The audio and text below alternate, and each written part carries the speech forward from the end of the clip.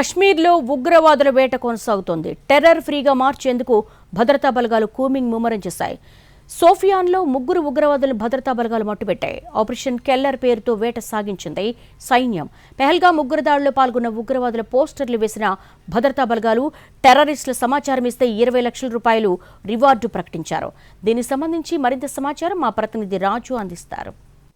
ఉగ్రవాదులను అంతం చేసేందుకు ఒకవైపు జమ్మూ కాశ్మీర్లో టెర్రర్ ఫ్రీ కాశ్మీర్ కోసం పెద్ద ఎత్తున కూంబింగ్ జరుగుతుంది. ఇప్పటికే కూంబింగ్ లో 3 ఉగ్రవాదులు సోఫియాన్ ప్రాంతంలో ఉన్నటువంటి జిన్ పాంతర్ కెల్లర్లో హతం చేసినటువంటి పరిస్థితి కనిపిస్తుంది.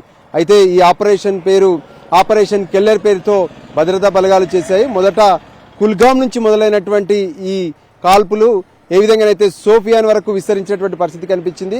పూర్తి స్థాయి నిఘా సమాచారంతోనే ఒకవైపు భద్రతా బలగాలు ఇక్కడ కూంబింగ్ చేసినట్టుగా తెలుస్తుంది.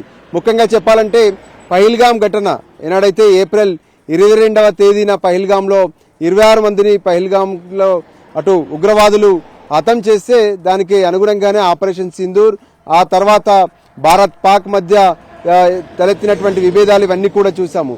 అయితే ఇప్పుడు జమ్మూ కాశ్మీర్లో ఉన్నటువంటి ఉగ్రవాదులను కూడా హతం చేసేందుకు పెద్ద ఎత్తున కూంబింగ్ అయితే కొనసాగుతూనే ఉంది. మనం చూస్తున్నాము సోఫియాన్ ప్రాంతంలో ఉన్నటువంటి వాస్తవ పరిస్థితులు. సోఫియాన్ ప్రాంతంలో ఇప్పటికే ఏ విధంగానైతే భారీగా కూంబింగ్ జరుగుతుంది.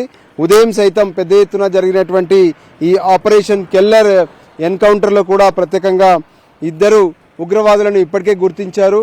మొత్తం 3 ఉగ్రవాదులను ఏ విధంగానైతే హతం చేస్తే అందులో షాహిద్ కుట్టాయి, దాంతోపాటు అద్నాన్ షఫీదార్ వీళ్ళిద్దరూ అక్కడ ఉన్నారు. వాస్తవానికి చెప్పాలంటే పహల్గాం ఆ దాడికి సంబంధించి ఒక కీలక నిర్ణయం తర్వాత జరిగినటువంటి ఈ పరిస్థితుల్లో ఒకవైపు పోస్టర్లు కూడా వేశారు. అంటే ఉగ్రవాదులు ఎవరైతే పహల్గాం దాడిలో పాల్గొన్నటువంటి ఉగ్రవాదులకు సంబంధించి 3 పోస్టర్లను వేసినటువంటి పరిస్థితి కనిపించింది. దానికి అనుగుణంగానే ఇప్పటి వరకు ఉన్నటువంటి పరిస్థితులు కావచ్చు, పరిణామాలు కావచ్చు, వాటన్నిటికి సంబంధించి ప్రత్యేకంగా ఒకవైపు ఆ 3 పోస్టర్లను వేయడమే కాకుండా టెర్రర్ ఫ్రీ చేసేందుకు ప్రభుత్వం అన్ని రకాలుగా సిద్ధపడుతుందంటూ కూడా పోస్టర్లపై స్పష్టం చేశారు.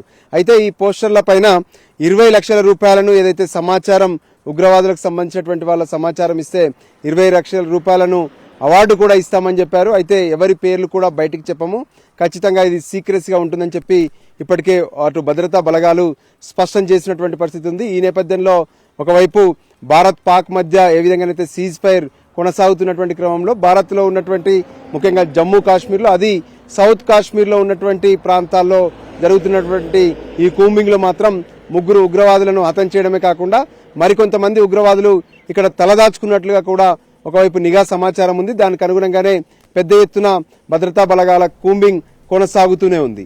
కెమెరా పర్సన్ సంజయ్తో కలిసి రాజు, సోఫియాన్ నుంచి.